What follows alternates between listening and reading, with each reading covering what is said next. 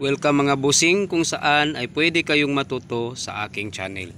May iniwan sa atin ditong XRM 125. Nang tiningnan ko kanina ay wala siyang kuryente. So isa sa mga dahilan nito kung bakit walang kuryente yung isang motor ay ang CDI. Pero sabi nung may-ari ay na-convert na nila ito sa Skygo 4-pins CDI. Mapa Skygo 4-pins CDI man o XRM 125 CDI ay pareho lang ang pag-manual test nito. At ito ang ituturo ko ngayon kung paano mag-manual test ng CDI.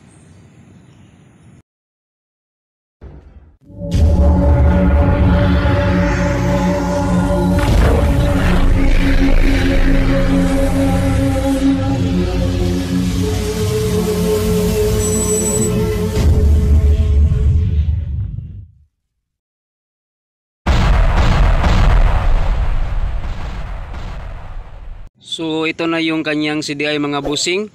Na-convert na nga nila ito sa Skygo 4-pins CDI.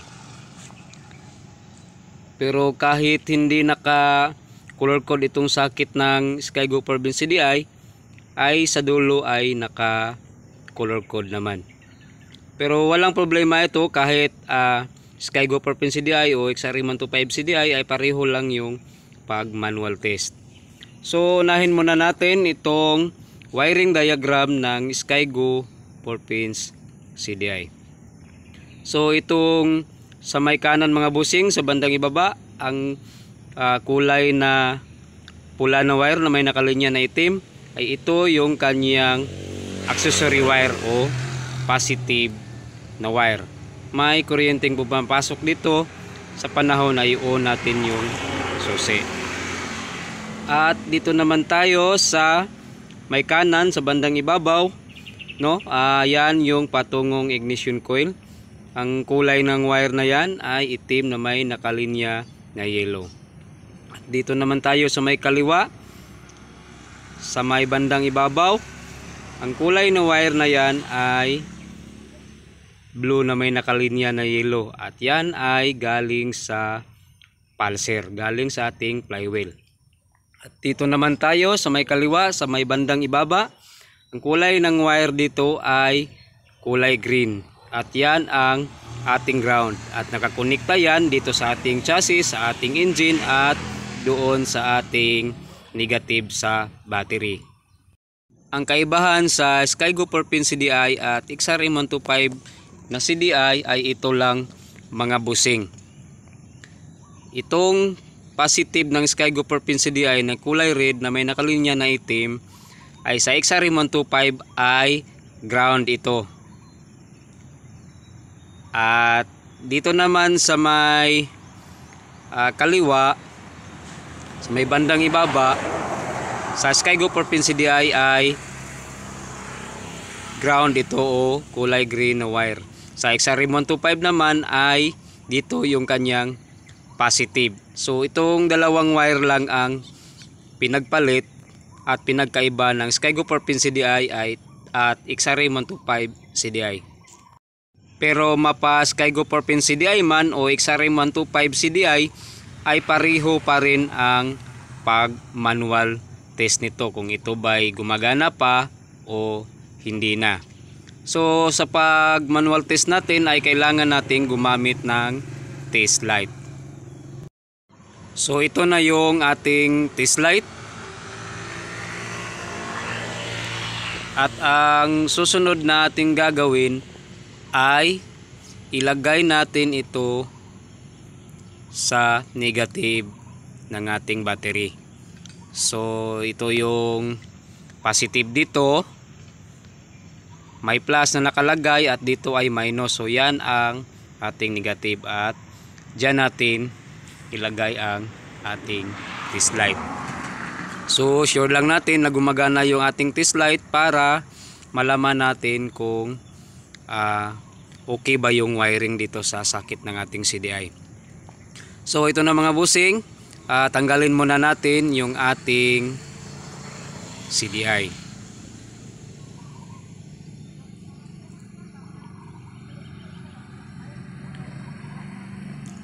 At ito yung unahin natin sa pagtester itong kanyang accessory wire o positive, no, yung red wire na may nakalinya na itim. Dito natin ilagay yung ating test light.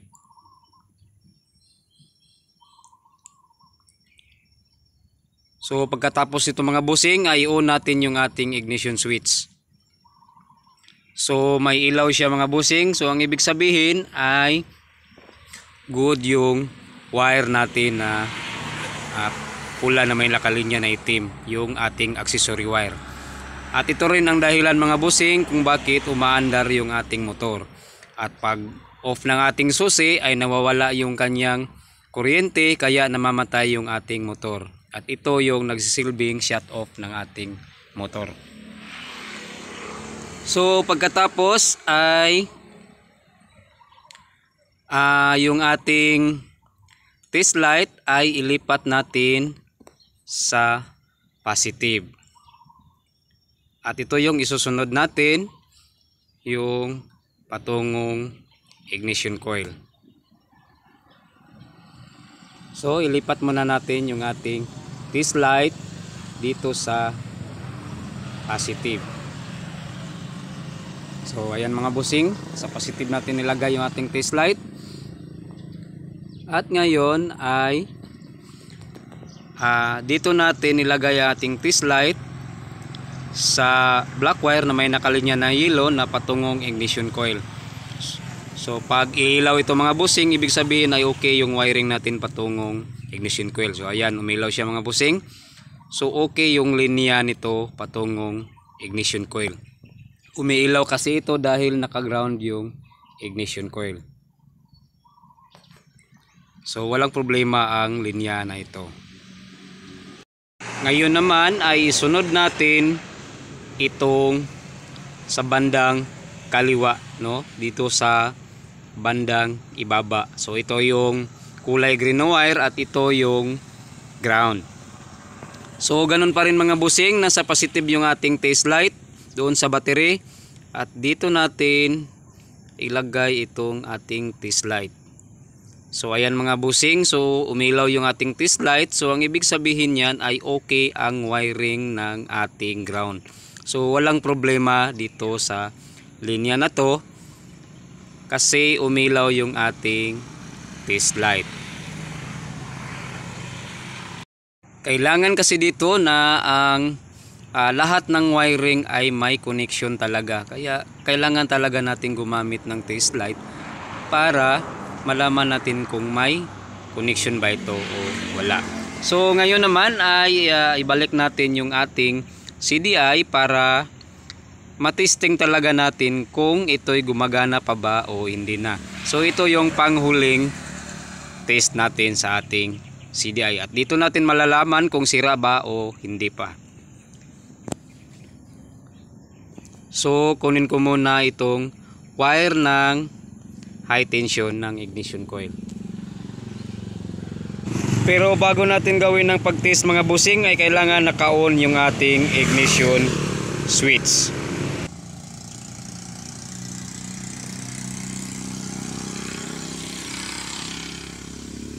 So ngayon yung ating test light ay doon pa rin sa positive ng battery. At ngayon naman ay susundutin lang natin ng ating test light itong sa bandang kaliwa, sa may bandang ibabaw at yan yung ating pulser. So pag may lumabas na kuryente dito mga bossing sa ating high tension wire, ang ibig sabihin ay hindi sira yung CDI. So ganito lang yung gawin natin, sundot-sundot lang. So ayan mga bossing, kita naman natin na may lumabas na kuryente.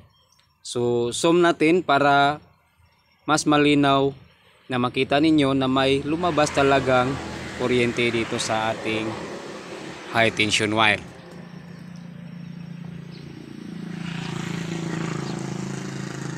So ganun pa rin mga bossing, sundutin natin yung pulser sa ating test light. Pag may lumabas na kuryente, ang ibig sabihin ay goods na goods itong ating CDI. So ayan mga bossing, kitang kita naman natin na ang lakas ng kuryente na lumalabas dito sa ating high tension wire. So ang ibig sabihin nito mga busing ay hindi sira yung ating CDI. At kung walang lumabas dito na kuryente sa ating high tension wire sa pagsundot natin ng test light sa pulser, ang ibig sabihin yan ay sira yung ating CDI. Dahil kanina ay wala itong kuryente kahit anong padyak ko, so ang naging sira ng motor na ito ay ang kanyang pulser. So pag sira na yung pulser mga busing ay wala talagang kuryenteng lumalabas doon sa ating high tension wire. So ito yung mga busing, yung pulser, yung kulay blue na may nakalinya na yellow. So dito yan patungo mga busing sa ating flywheel. So yun yung ating papalitan sa motor na ito. So pag nakaranas kayo mga busing ng walang kuryente na motor at ganon yung ginawa nating pag-test ng ating CDI, ay siguradong pulser ang sira niyan. Kasi pag pulser yung sira ay wala talagang kuryenteng lumalabas dito sa ating high tension wire ng ignition coil. So bago tayo magpalit ng CDI ay i-test muna natin para hindi masayang yung ating pera. So ganun lang mga busing ang pag manual test ng CDI, kung ito'y sira ba o hindi pa. So kung nagustuhan ninyo mga busing ang aking video, baka pwedeng pa-subscribe naman at pindutin nyo na rin ang notification bell para malaman nyo agad sa may i-upload akong bagong video.